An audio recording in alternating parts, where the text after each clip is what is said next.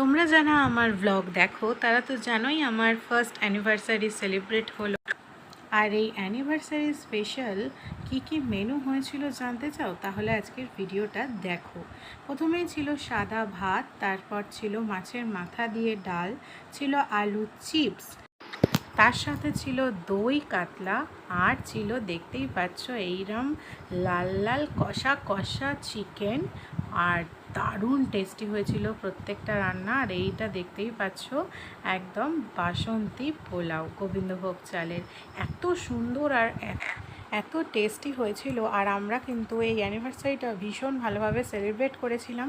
সত্যি প্রত্যেকটা রান্নার রিচ না হওয়াতে সবাই কিন্তু তৃপ্তি সহকারে খেয়েছিল। আর ফুল ব্লগটা কিন্তু আমি RH ক্রিয়েশনে শেয়ার করেছি, তোমরা ওখান থেকে দেখে নিতে পারো।